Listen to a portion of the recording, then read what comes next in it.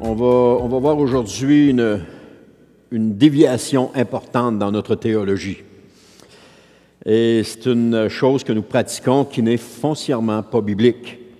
Et je pense qu'on doit le voir, on doit le comprendre, on doit le saisir, on doit s'en apercevoir. Et cette chose-là, pourtant, nous l'acceptons, nous la pratiquons comme si c'était la vérité de la parole de Dieu. Remarquez bien que ce n'est pas un jugement que j'apporte sur personne, ce n'est pas un jugement que j'apporte sur cette Église non plus, c'est seulement une révélation de ce que dit la parole de Dieu sur quelque chose que nous pratiquons. Et vous allez voir comme moi que c'est l'une des nombreuses déviations qui sont issues, comme j'ai parlé la semaine dernière, de l'Évangile de prospérité. J'ai parlé que cet évangile de prospérité n'est plus prêché dans son entièreté globale, mais toutes des petites affaires ici et là dans différentes églises qui sont amenées et qui tordent le sens des Écritures, qui ne sont pas tout à fait, qui ne sont pas réellement ce que les Écritures nous enseignent. Et cette déviation est d'utiliser la foi comme un outil pour obtenir des bénédictions matérielles.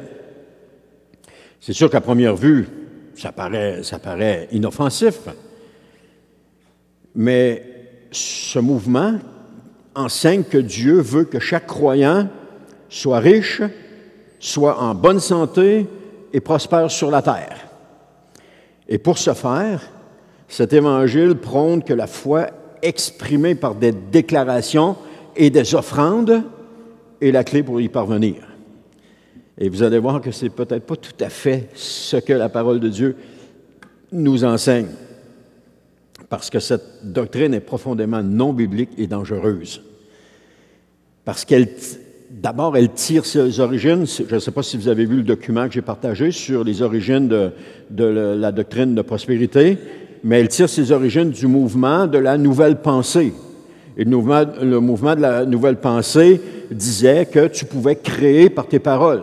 Donc, que tu disais, tu pouvais créer. Mais on a vu qu'il y a seulement Dieu qui a le pouvoir de créer, que nous n'avons pas ce pouvoir-là.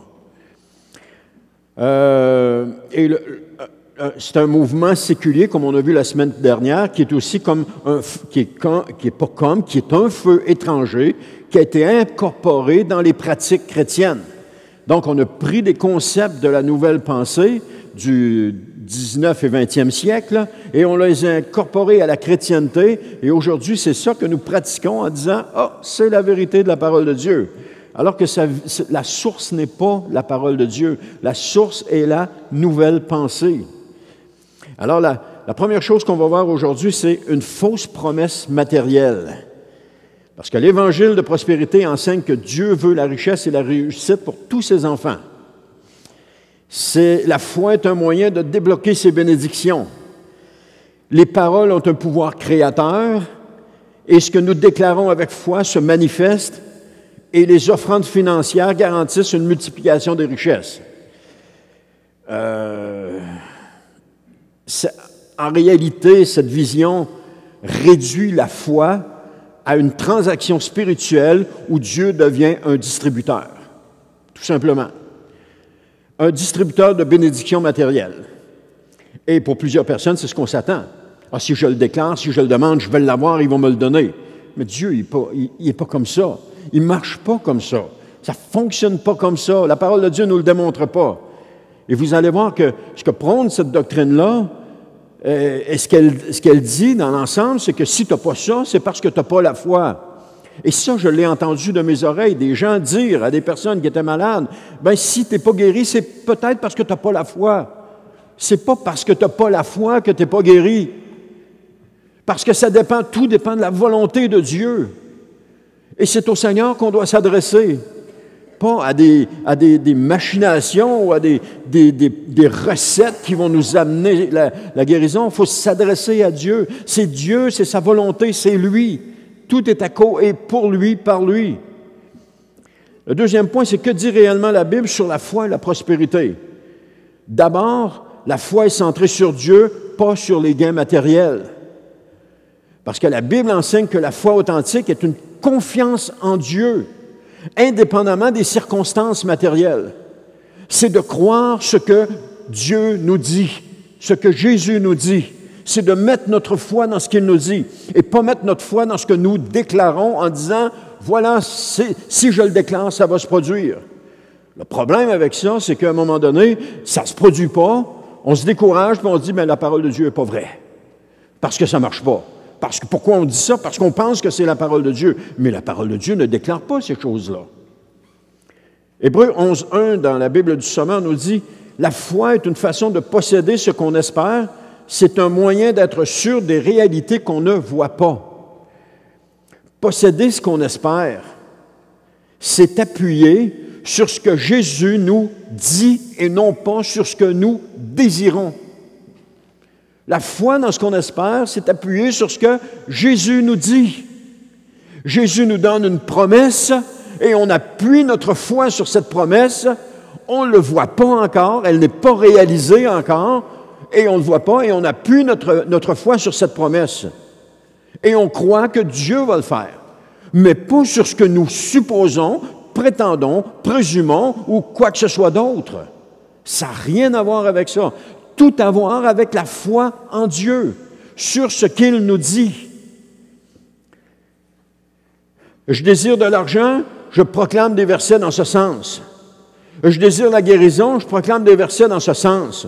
Je désire une bénédiction quelconque, je proclame des versets dans ce sens. C'est pas biblique, ça. Pourtant, c'est enseigné. Déclare-le, tu vas l'avoir. Dis-le.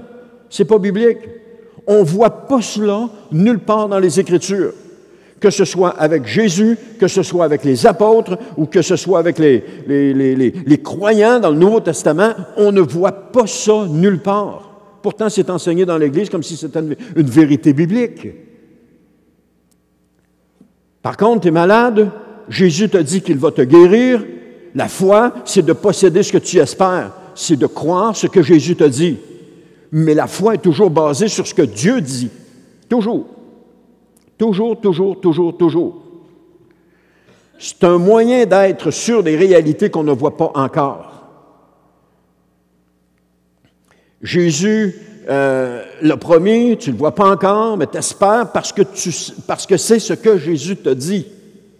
Et ça vient dans la relation. C'est pas juste une relation superficielle, de dire « Oh, je vais à l'église le dimanche, c'est correct, je suis sauvé ». Non, ça va plus loin.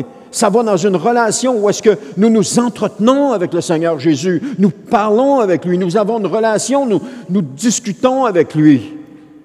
On prie le Père en son nom, on s'attend à lui, on le désire et puis on lui partage ce qu'on vit, on a une relation avec lui et comme ça le Seigneur peut nous parler. Mais si ma vie spirituelle est une religion, où est-ce qu'elle se traduit en une réunion le dimanche matin puis tout est beau, il n'y a pas de relation là. Il n'y a malheureusement pas de relation. Il y a seulement une religion. C'est pas ça, la vie chrétienne. La vie chrétienne, c'est d'entretenir une relation avec le Seigneur Jésus. L'exemple des apôtres, 3 ans et demi, ils ont été avec Jésus, jour et nuit avec lui. Ils ont entretenu cette relation avec lui. Ensuite, quand Jésus est parti, qu'est-ce qu'il a dit? Il dit, je vais vous envoyer un autre consolateur. Et cet autre consolateur est à nos côtés. Il nous transmet les paroles de Jésus. Il nous transmet ce qui fait il nous transmet l'enseignement de Jésus. On peut continuer on peut avoir cette relation avec Jésus du même genre que les apôtres avaient 24 heures sur 24, 7 jours sur 7, 365 jours par année, jusqu'à ce que Jésus revienne nous chercher. On peut avoir cette relation avec lui. Cette relation de confiance, cette relation d'amour, cette relation où est-ce que nous partageons des choses qui sont dans notre cœur. Parce qu'avec Jésus, on peut lui partager ce qui est au fond de notre cœur. De toute façon, il le voit. Trop souvent, nous espérons des choses que Jésus ne nous a jamais dites. On les veut, on les désire et on les proclame en disant, bien, le Seigneur va me les donner. Non. Le Seigneur, il n'est pas obligé de nous les donner. Il n'est pas obligé de nous les donner. La foi, ce n'est pas de la présomption, ni des déclarations sur des choses que Jésus n'a jamais dites. On n'a pas besoin de rien déclarer, on a seulement besoin on n'a pas besoin de rien déclarer lorsque Jésus nous a parlé. On a juste besoin de croire les paroles qu'il nous a dites. Déclarer, ça devient de la présomption. La présomption, c'est un péché. Dans le contexte d'Hébreux 11.1, il parle absolument pas d'argent ni de biens matériels. Il ne parle pas de ça. Et ce passage a tout à voir, Hébreux 11.1 et la suite des versets, Hébreux 11, disons-le, ce passage a tout à voir avec la confiance en Dieu et à ce qu'il nous dit. Lisez-le, relisez-le cette semaine, prenez le temps de le relire. Parce que la foi, c'est croire ce que Jésus nous dit, et cela même si nous ne voyons pas des résultats. Même si on ne voit pas les résultats, on continue de croire, on continue de s'attendre à ce qu'il nous a dit. C'est la chose la plus importante. Assurez-vous toujours que Jésus vous a bien parlé.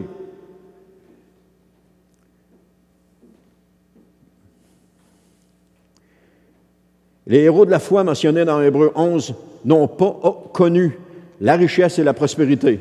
Je ne sais pas si vous avez déjà remarqué. On va lire Hébreux 11, versets 36 à 38. Ça nous dit « D'autres encore ont enduré les moqueries, le fouet, ainsi que les chaînes et la prison. Certains ont été lapidés, d'autres ont été torturés, sciés en deux ou mis à mort par l'épée. D'autres ont mené une vie errante, vêtus de peau de mouton ou de chèvre, dénués de tout, persécutés, maltraités. Eux dont le monde n'était pas digne, ils ont erré dans les déserts et dans les montagnes, et sur les montagnes, vivant dans les cavernes et les antres de la terre. » Est-ce que ça veut dire que ces gens-là n'avaient pas la foi, dans le sens où on nous le présente? Parce que s'ils avaient eu la foi et qu'ils avaient déclaré les choses, ils n'auraient pas enduré les moqueries puis le fouet, ils auraient déclaré qu'on ne les a pas. Ainsi de suite, je n'ai pas besoin de tout repasser les lignes. Ou encore au sens où on veut nous le faire croire à travers des enseignements qui sont non bibliques, ça veut dire qu'il n'y avait pas la foi. Pourtant, Hébreux 11, c'est le chapitre de la foi. Hébreux 11, 13 nous dit « C'est dans la foi, donc ils avaient la foi, que tous ces gens sont morts sans avoir reçu ce qui leur avait été promis. » Ah, ça vient shaker notre théologie encore une fois. Dieu leur avait promis des choses, ils sont morts sans les avoir. Et il y a un exemple de cela, c'est George Mueller qui avait un orphelinat. Et George Mueller a prié, c'est écrit dans son autobiographie, George Mueller a prié toute sa vie. Non, c'est écrit dans sa biographie, parce qu'il n'a pas pu l'écrire après qu'il était mort. C'est écrit il a prié toute sa vie pour ses deux amis. Et pendant son existence, ils ne sont jamais venus au Seigneur. Il y en a un qui est venu le jour des funérailles de George Mueller, il y en a un qui est venu au Seigneur cette journée-là. Et puis l'autre est venu 2 ans plus tard. George Mueller avait reçu la promesse que ses amis seraient sauvés, mais il ne l'a jamais vu de ses yeux. Il est mort sans avoir obtenu ce qu'il lui avait été promis. Et c'est un bel exemple de cela. Parfois, on prie, on demande des choses qu'on s'attend de le voir de notre vivant, mais peut-être qu'on ne le verra pas de notre vivant. Peut-être que le Seigneur a d'autres choses en réserve pour nous, puis on ne le verra pas.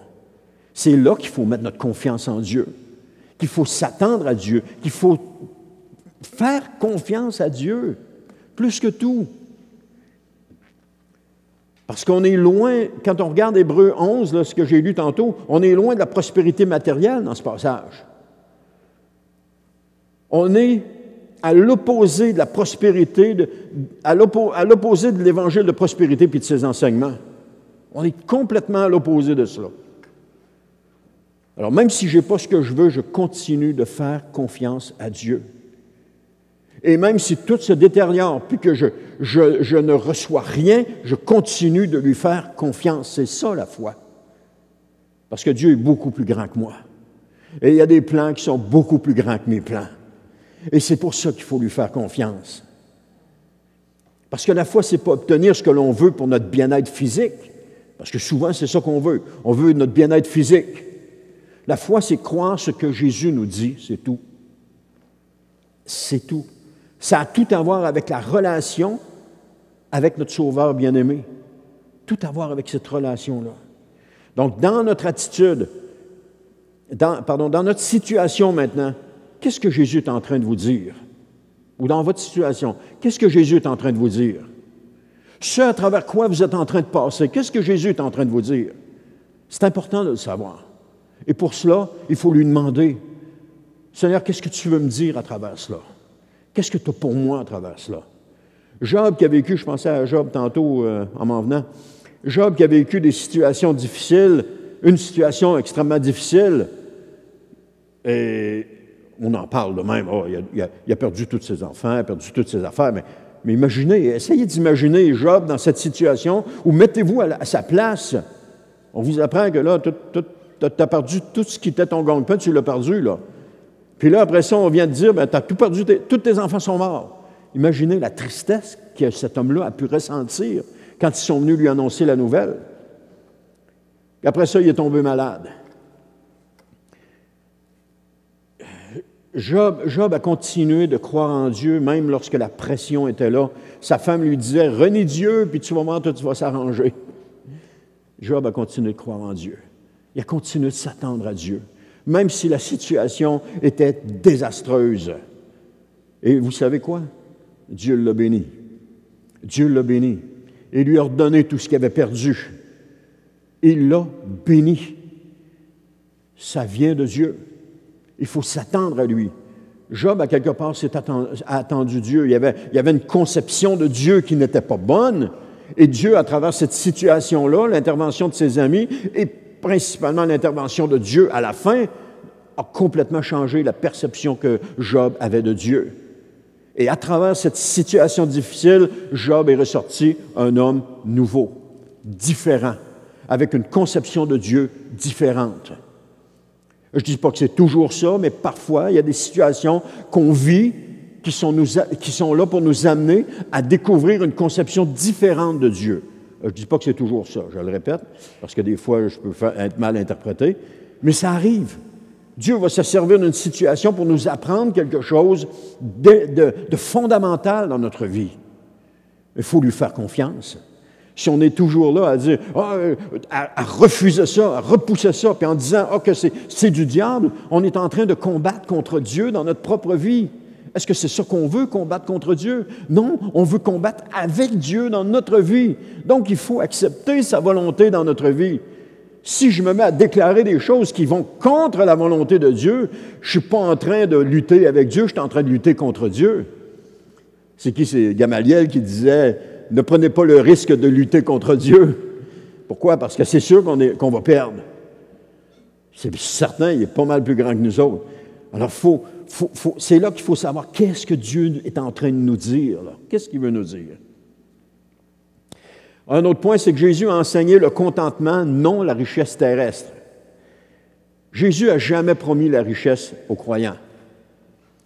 Ils les ont même mis en garde contre l'amour et des biens matériels. On voit ça dans Luc 12,15 qui dit « Gardez-vous avec soin du désir de posséder sous toutes ses formes, car la vie d'un homme, si riche soit-il, ne dépend pas de ses biens. » Jésus a plutôt enseigné la dépendance à Dieu. Quand il a envoyé ses disciples en mission, il les a envoyés entièrement dépendants à Dieu. Amenez rien avec vous. Allez-y, puis rentrez dans une maison, puis si on vous reçoit, c'est correct, sinon, allez dans une autre maison. Faites confiance à Dieu. Allez-y, puis faites confiance à Dieu. C'est un peu ça le message que Jésus a donné à ses disciples. C'est une leçon qu'il est en train de leur apprendre. Matthieu 6,33 nous dit « Faites donc du royaume de Dieu et de ce qui est juste à ses yeux votre préoccupation première, et toutes ces choses vous seront données en plus. » Ça veut dire quoi, ça? Faire du royaume de Dieu notre préoccupation première. Ça veut dire que nos regards doivent être tournés vers la vie à venir et non pas sur la vie terrestre. Notre attente doit être la vie à venir.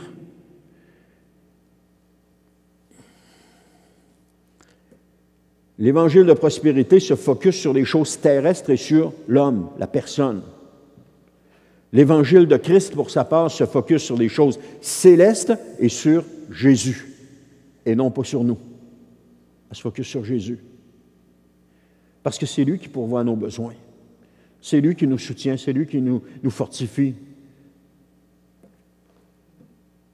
C'est ça la vérité de la parole de Dieu, et non pas ce que l'évangile de prospérité veut nous faire croire. Romains chapitre 8, versets 5 à 6, je l'ai pris dans la parole de vie, ça dit « En effet, ceux qui suivent leur façon de voir obéissent à leurs désirs humains. Mais ceux qui suivent l'Esprit Saint obéissent à ce que l'Esprit désire. Quand quelqu'un suit ses désirs humains, il va vers la mort. Quand quelqu'un suit l'Esprit Saint, il va vers la vie et vers la paix. L'évangile de prospérité, avec ses ramifications, entraîne les gens dans la mort. Elle les attire dans la mort. Elle les attire hors du sentier resserré, tortueux, resserré, étroit, comme vous voudrez. Parce qu'elle focus sur les désirs humains, nos désirs humains, alors que Jésus nous a toujours dit de faire confiance à Dieu. Pour notre nourriture, pour nos vêtements, pour le toit, il nous a toujours enseigné de faire confiance à Dieu. Tandis que l'autre, elle ne nous enseigne pas de faire confiance à Dieu, elle nous enseigne à se faire confiance à nous. Déclare les choses, puis tu vas avoir ce que tu veux. Et lorsque nous mettons en pratique une chose qui découle d'une fausse doctrine, bien, nous nous dirigeons vers la mort, rien de moins. C'est pour ça que je vous dis que c'est sérieux. Les faux enseignements nous éloignent de la vérité et nous entraînent vers la mort. Oh, c'est pas grave, mais le problème, c'est qu'un faux enseignement en amène un autre, qui en amène un autre, qui en amène un autre et qui nous attire, qui nous aspire, on pourrait le dire de même, toujours plus loin de la vérité de la parole de Dieu. Un autre point, c'est que l'Évangile ne garantit pas une vie sans souffrance. Et prenez note de cela. Paul, qui avait une foi immense, a souvent été dans la pauvreté et la souffrance. Pourtant, Paul avait la foi. Dans Philippiens 4, 11 à 12, il dit « Ce n'est pas le besoin qui me fait parler ainsi. » Donc, il vivait dans le besoin, là. Il y avait des besoins. Là. Il dit « Car j'ai appris en toutes circonstances à être content avec ce que j'ai. Je sais vivre dans le dénuement, je sais aussi vivre dans l'abondance. C'est le secret que j'ai appris, m'accommoder de toutes les situations et toutes les circonstances, que je sois rassasié ou que j'ai faim, que je connaisse l'abondance ou que je sois dans le besoin. » Vous voyez ce qu'il dit? Il dit, c'est le secret que j'ai appris. Donc, Paul a vécu des moments qui étaient extrêmement difficiles.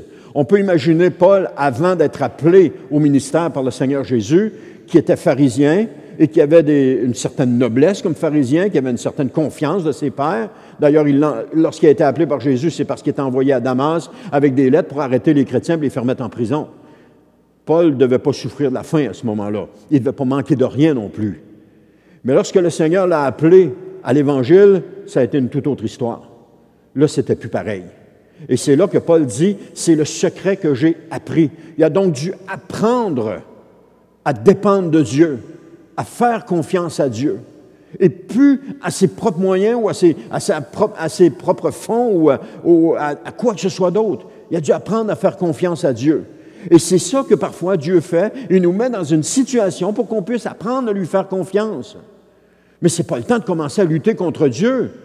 C'est le temps de lui faire confiance, de dire, Seigneur, je ne sais pas ce que tu es en train de faire avec moi, mais je veux juste te dire, Seigneur, que je te fais confiance et puis je continue de marcher avec toi.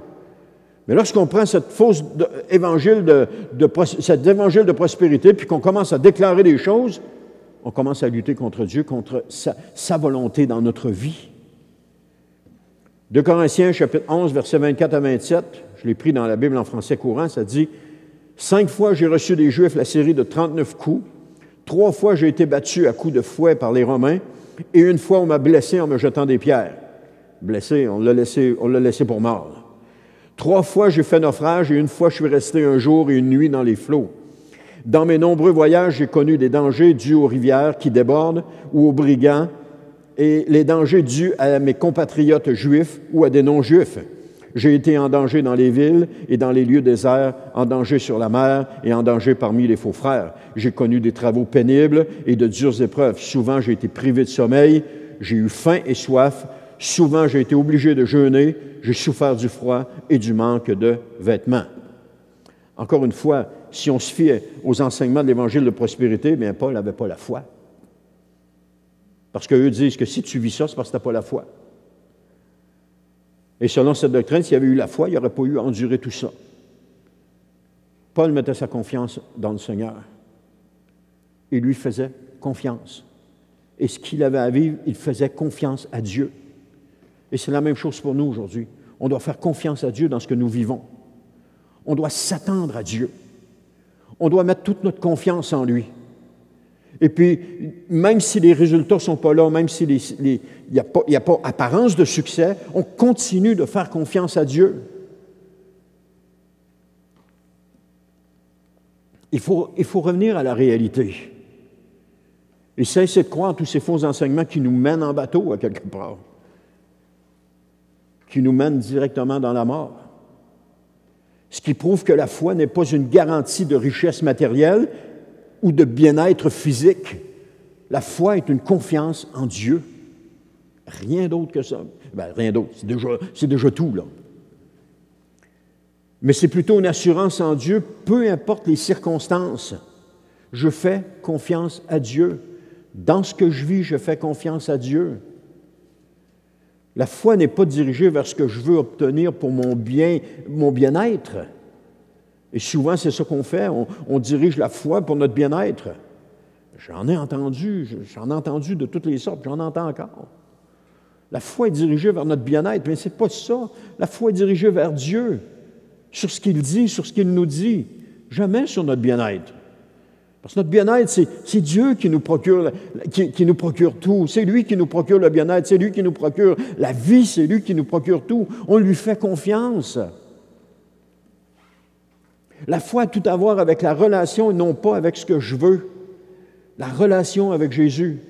Si on avait cette relation avec Jésus, si on pouvait développer cette relation forte avec Jésus, une relation d'amour, une relation où est-ce qu'il y a une complicité entre le Seigneur et nous. Non pas ma volonté, mais la tienne, disait Jésus dans la pire épreuve de son existence. Non pas ma volonté, mais la tienne. Et dans la pire épreuve de son existence, vous savez ce qui s'est passé pour Jésus? Tout le monde s'est enfui. Ils l'ont laissé tout seul. Est-ce qu'on peut s'attendre de quelque chose des gens? Non, c'est ça que ça nous démontre. On ne peut pas s'attendre de quelque chose des gens. Donc, la seule chose qu'on peut faire, c'est mettre notre foi en Dieu, parce que lui ne nous abandonnera pas. Alors que Jésus se dirige vers la pire épreuve de son existence, Dieu est à ses côtés. Jésus sait pourquoi il est là. Il sait pourquoi ça lui arrive. Il sait à travers quoi il va passer. Mais malgré tout cela, il fait confiance à son Père. Et sur la croix, à un moment donné, il s'écrie « Pourquoi m'as-tu abandonné? » Le Père n'avait pas abandonné Jésus. Mais Jésus portait le péché de l'humanité sur lui. Et pour la première fois de sa vie, il s'est senti abandonné à cause du péché, parce que le péché crée une séparation avec Dieu. Et Jésus connaissait pour la première fois de toute son existence une séparation avec Dieu. Et ça devait être atroce à vivre pour quelqu'un qui avait toujours vécu cette relation avec Dieu. Et c'est pour ça que c'est écrit « Pourquoi m'as-tu abandonné? » Mais le Père n'avait pas abandonné Jésus. Alors que tous les autres l'ont abandonné, le Père ne l'avait pas abandonné. Alors, si vous vivez quelque chose de difficile et que vous avez l'impression d'être abandonné, dites-vous une chose, le Père est toujours là avec vous. Il ne vous abandonne pas. Il ne vous laisse pas tomber. Il est là. Vous pouvez compter sur lui 24 heures sur 24. Toujours, toujours, il est là. Qu'importe l'heure, qu'importe le moment, il est toujours là. Vous pouvez compter sur lui. Vous pouvez lui exprimer ce que vous êtes en train de vivre. Parfois avec les larmes, parfois les dents serrées, les poings serrés, mais vous pouvez lui exprimer. Et Dieu comprend, Dieu voit. Il vous comprend, il vous voit. Et c'est ça la relation qu'il veut. Il veut une relation honnête et intègre avec lui. Et c'est dans cette relation-là qu'on grandit, qu'on apprend. Maintenant, les dangers de l'évangile de prospérité, parce que cet évangile est dangereux. Vous en rendez peut-être pas compte maintenant, mais cet évangile va vous conduire dans la mort si vous continuez de le pratiquer. Pourquoi? Parce qu'il détourne les croyants du vrai message de l'Évangile. L'Évangile ne concerne pas l'acquisition des richesses terrestres, mais la réconciliation avec Dieu par Jésus. Colossiens 3.1 dit « Mais vous êtes aussi ressuscités avec Christ, cherchez les réalités d'en haut, là où se trouve Christ, qui siège à la droite de Dieu. » Deuxième point, il transforme Dieu en un outil pour mes désirs personnels. Dieu n'est pas une machine à exaucer les vœux. Il n'est pas un génie qu'on frotte, hein? On frotte la Bible, puis là, Dieu sort de la Bible, puis il exauce tous nos vœux. Et la foi n'est pas une formule magique pour obtenir ce qu'on veut. Un autre point, c'est qu'il culpabilise ceux qui souffrent. Parce que certains croyants pensent qu'ils manquent de foi parce qu'ils sont pas riches ou en bonne santé, ou encore parce qu'ils sont malades, ils pensent qu'ils n'ont pas la foi. Pourquoi? Parce qu'on leur a dit, si tu es malade, déclare la guérison, puis tu vas être sauvé, puis tu vas être guéri. Mais comme ils déclarent la guérison, puis qu'ils ne sont pas guéris, bien là, ils viennent plein de culpabilité, puis ils viennent à penser, parce qu'on leur a dit que si ça ne marche pas, c'est parce que tu n'as pas la foi. Là, ils viennent à penser qu'ils n'ont pas la foi, et puis là, ça les décourage, et puis il y en a qui abandonnent la foi à cause de ça. Parce que Dieu ne leur a pas donné ce qu'il voulait. Mais Dieu ne donne pas ce qu'on veut. Dieu donne ce que lui veut nous donner. Il dit qu'il connaît nos besoins avant même qu'on lui demande. Alors ça crée du découragement puis une vision erronée de Dieu. Il encourage aussi l'amour de l'argent. Et Paul met en garde contre ça, c'est dans 1 Timothée 6,10. Dans la Bible en français courant, ça dit « Car l'amour de l'argent est la racine de toutes sortes de maux. Certains ont eu une telle envie d'en posséder qu'ils se sont égarés loin de la foi et se sont infligés bien des tourments. » Malheureusement, l'Évangile de prospérité enseigne souvent l'inverse en insistant sur la recherche de richesse. Utiliser la foi pour faire des déclarations, tout cela n'est pas biblique, on ne voit pas ça dans le Nouveau Testament. Jésus n'a jamais enseigné ça, les apôtres n'ont jamais enseigné ni pratiqué cela. Absolument pas. Par contre, croire les promesses de Dieu, ça c'est biblique. Jésus a vécu sa vie en faisant confiance à Dieu. Et les disciples, après que Jésus est monté au ciel, ont vécu leur vie en faisant confiance à Jésus et à son esprit. Ça, c'est biblique. Faire confiance à Dieu. Les apôtres n'ont jamais fonctionné de la façon dont l'Évangile de la prospérité nous est présenté. Jamais, jamais, jamais. Et si ça avait été biblique, il y aurait quelque chose dans la Bible qui nous le montrerait. Mais ça ne l'est pas. Parce que les versets qui sont pris sont des versets qui sont tirés hors de leur contexte. Donc, aussitôt que tu prends un verset et tu le sors de son contexte pour lui faire dire quelque chose qu'il ne dit pas, bien, ça vient juste te démontrer que c'est pas biblique. Bon, quatrième et dernier point. Quelle est la véritable prospérité biblique dans ce cas-ci? Parce que la Bible parle de prospérité, mais elle en parle dans un sens spirituel et pas forcément matériel.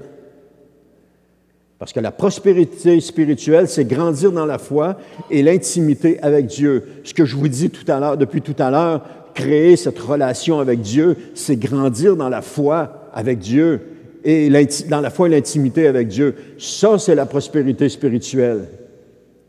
Il parle de prospérité relationnelle, c'est vivre en paix avec les autres et dans l'amour de Christ. Ça parle aussi de prospérité éternelle, c'est hériter de la vie éternelle en Jésus. C'est ça la promesse qui nous est faite. C'est ça qui importe le plus. Parce que la foi n'est pas un outil pour manipuler Dieu, comme on nous le présente. On nous présente ça pour manipuler Dieu. Ah, il va me donner tout ce que je veux. Regarde, Seigneur, j'ai la foi, tu vas me donner tout ce que je veux. Non, non. Parce que la véritable foi chrétienne consiste à faire confiance à Dieu en toutes circonstances, qu'importe ce que je vis, et non exiger des bénédictions matérielles ou spirituelles. Et souvent, on est dans l'exigence. On exige de Dieu. Et ça fait quoi? Ça fait que c'est nous les dieux. L'Éternel est soumis à notre volonté. Ou en tout cas, on veut soumettre l'Éternel à notre volonté en lui disant, bien, donne-moi ce que je te demande. Et puis, un autre enseignement qui va venir, c'est la semence et la récolte. On prend Dieu, puis on fait de lui, on dit que Dieu a établi des lois et qu'il doit s'y soumettre. On n'a rien à exiger de Dieu, frères et sœurs. Rien à exiger de Dieu. Il nous a déjà donné beaucoup plus que ce qu'on pourrait jamais demander. Il nous a donné Jésus, il nous a donné le pardon de nos péchés, il nous a donné la vie éternelle. C'est au-delà de ce qu'on pourrait jamais demander. L'Évangile de prospérité détourne les croyants du vrai message de Christ. Un message de Christ, c'est de renoncer à soi-même. Elle pousse à chercher des trésors terrestres au lieu des richesses éternelles du royaume de Dieu. Et dans le besoin, Dieu va toujours nous supporter. Toujours, toujours, toujours. Il est toujours là. Il ne nous abandonne pas. Il va nous parler, il va nous encourager. Si vous cherchez auprès de Dieu, dans les moments difficiles, si vous allez auprès du Seigneur, puis vous dites, Seigneur, j'ai besoin de toi, Seigneur. La première chose que vous allez entendre, ça va être le Seigneur en train de vous encourager. Il va être en train de vous encourager. Parce qu'il a fait la promesse de toujours être là et de jamais nous abandonner. Il ne nous laisse pas à nous-mêmes. Des fois, on a ce sentiment-là, mais c'est un ressenti, ce n'est pas la réalité. La réalité, c'est que Dieu est toujours là. Et notre foi se doit d'être une pleine confiance en Jésus et à ce qu'il nous dit. Et je ne le répéterai jamais assez, ce que Jésus nous dit. Qu'est-ce qu'il est en train de vous dire présentement? Dans votre vie, dans votre situation, dans ce que vous vivez maintenant, qu'est-ce que Jésus est en train de vous dire? C'est ça qu'il faut aller chercher. Parce que c'est ça, c'est lorsqu'on va savoir ce que Jésus nous dit, c'est là qu'on met notre foi en application. On n'est plus dans l'exigence, on est dans la soumission. La soumission à la volonté de Dieu. Peut-être que dans une situation, il va vous dire « persévère ». Oh, mais ça va, Seigneur, je veux tout abandonner. Persévère. Et là, vous dites « OK, Seigneur, je vais persévérer ». Qu'est-ce qui va vous arriver? Toutes sortes de situations pour vous faire abandonner. Toutes sortes de situations. Et là, vous allez avoir à mettre votre foi en pratique. Quand ces situations-là pour vous faire abandonner vont venir, vous allez dire non. Là, on peut lutter contre ça et dire non, je rejette ces situations d'abandon. Le Seigneur m'a dit de persévérer, donc je choisis de persévérer. Alors, Seigneur, je fais ce que tu me demandes, je persévère. On prend l'exemple de ça, mais ça peut être n'importe quel autre. Mais jamais dans la présomption. La présomption, c'est là que l'Évangile de prospérité nous conduit. Parce que la présomption est un péché. Et qu'est-ce que c'est que la présomption? Je vais vous lire juste un court texte. La présomption, en lien avec l'Évangile de prospérité, se manifeste par une fausse assurance que Dieu est obligé de bénir matériellement et physiquement ceux qui déclarent ou réclament ses bénédictions, souvent sans tenir compte de sa souveraineté, de sa volonté et des conditions bibliques. C'est une attitude où l'homme exige des bénédictions de Dieu comme dû au lieu de recevoir humblement selon la grâce et sa justice, puis d'accepter que la situation ne soit pas comme il veut. D'ailleurs, je vais mettre un document, c'est en format PDF, sur ce qu'est la présomption en lien avec l'Évangile de prospérité. Ça va s'appeler comme ça. Alors, nous devons rejeter toute doctrine qui met l'accent sur la foi comme un moyen d'obtenir les biens matériels et revenir à une foi basée sur la confiance dans la souveraineté de Dieu. Donc, on appuie notre foi sur Dieu et sur ce qu'il nous dit. Et je vous le répète encore. Qu'est-ce que Jésus est en train de vous dire présentement dans votre situation? Parce que quand on vit quelque chose de difficile, qu'on le veuille ou non, on se tourne toujours vers Dieu. Qu'est-ce qu'il est en train de vous dire?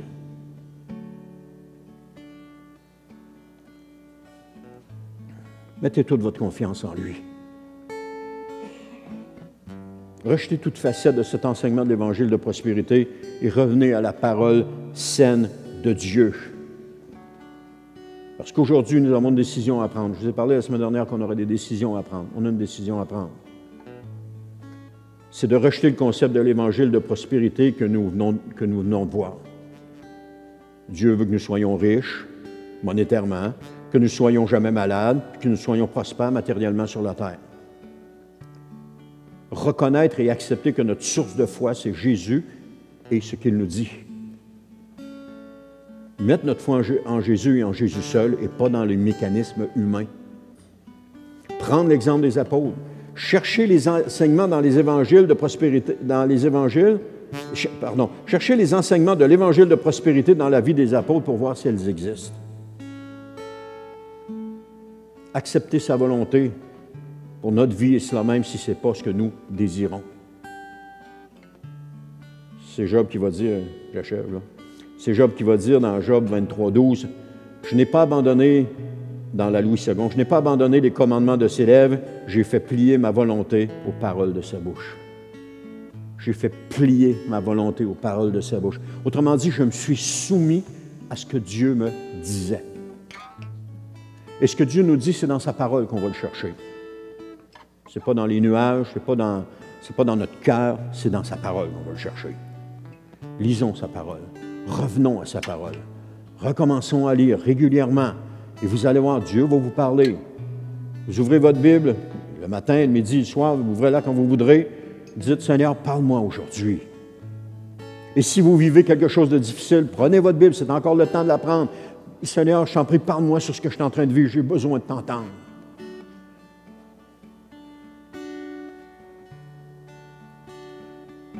Le verset de Job, il montre qu'il mettait la parole de Dieu au-dessus de ses propres désirs et de ses raisonnements. J'ai fait plier ma volonté sous la sienne. Est-ce qu'on ne tentait pas d'obéir extérieurement? Mais il ajustait sa propre volonté à celle de Dieu. Il la considérait comme plus précieuse que ses propres règles de vie. Et ça, c'est une attitude de soumission totale. Quand on se soumet entièrement à la volonté de Dieu. Quand on reste là où Dieu veut qu'on reste. Quand on fait ce que Dieu veut qu'on fasse. Quand on est là, où est-ce que Dieu dit, tu es là, puis tu restes là. Alors qu'on a juste envie de prendre nos affaires, puis de s'en aller, de tout abandonner. Et que le Seigneur nous dit, non, tu restes là. Il y avait un pasteur dans une église dans la région de Québec.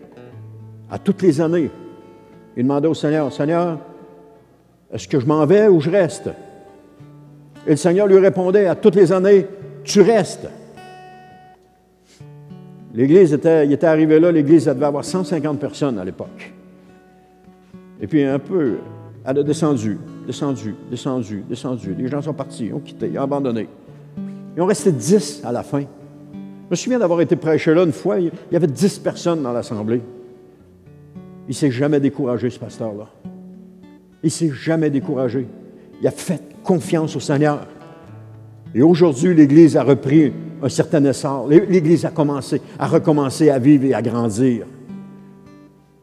Je ne sais pas qu'est-ce qu'il a appris dans cette situation, mais il a appris quelque chose. Il a appris quelque chose. C'est certain. Et Dieu se sert toujours de situations comme ça. Lui c'est un pasteur. Son épouse aussi a vécu cette situation-là avec lui. Des fois, on pense que c'est juste le pasteur qui vit les choses. Non, l'épouse qui est à nos côtés vit la même chose que nous. Elle vit la même chose. Quand c'est dur pour le pasteur, c'est dur pour l'épouse. Il ne faut jamais oublier ça. Elle fait partie, on est une seule chair. Elle fait partie intégrante de moi. On est une seule chair. Alors, si c'est dur pour moi, c'est dur pour elle.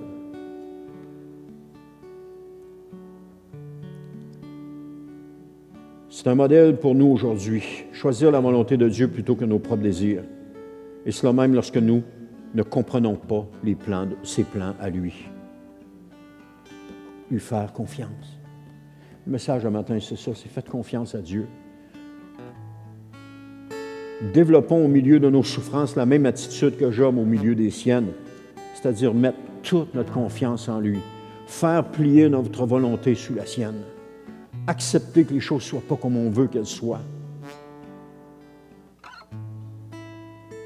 Dans Job 42, 1 à 6, la Louis II, on ne lira pas tout on va juste les petits bouts, ça dit, Job répondit à l'Éternel et dit, « Je reconnais que tu peux tout et que rien ne s'oppose à tes pensées.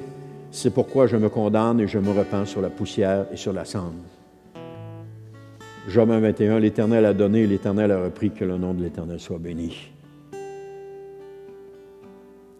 Job a toujours honoré Dieu dans ce qu'il a vécu. Toujours. Puis certainement qu'ils ne comprenaient pas ce qu'ils vivaient. Parce que quand on vit une situation difficile, on ne comprend pas ce qu'on vit. Ses bons amis qui sont venus et qui disaient, « Ben, Job, si tu es malade, c'est parce que tu as péché. Si tu n'es pas guéri, c'est parce que tu n'as pas la foi. » Ça, c'est les bons amis de Job. Et on en a tous de ces amis-là. Cette semaine, je vous encourage à faire un examen personnel de vos croyances et de vos pratiques. Et ce qu'on doit retenir, c'est que Dieu n'est pas à notre service. Que nous ne sommes pas, que nous sommes ses serviteurs et non pas l'inverse. Et qu'il peut nous donner ou ne pas nous donner comme il le désire. Il y a un principe qu'on a appris, c'est Dieu est mystérieux et il le demeure. Gloire à Dieu. Il peut choisir de donner, il peut choisir de ne pas donner. Ça lui appartient. Je ne peux pas exiger de Dieu. Je ne peux pas me mettre en avant de lui et exiger « Hey, je suis ton enfant, tu dois me donner. » C'est de l'orgueil. Non. On doit juste accepter ce qu'on vit puis faire ce que Dieu nous demande. Seigneur, moi, la seule chose que je peux vous dire ce matin, mettez un break à tout ce que vous vivez présentement. Arrêtez cela. Tournez-vous vers Dieu et dites « Seigneur, qu'est-ce que je fais maintenant? Qu'est-ce que tu veux de moi maintenant? » Et partez sur ce que Jésus va vous dire. Oubliez le passé, oubliez les choses avant. Les choses avant ont été faites dans des moments où est-ce qu'il n'y avait pas de connaissance. Là, vous avez une connaissance. Qu'est-ce que tu veux pour moi, Seigneur, à partir de maintenant? Il n'est jamais trop tard. Jamais trop tard.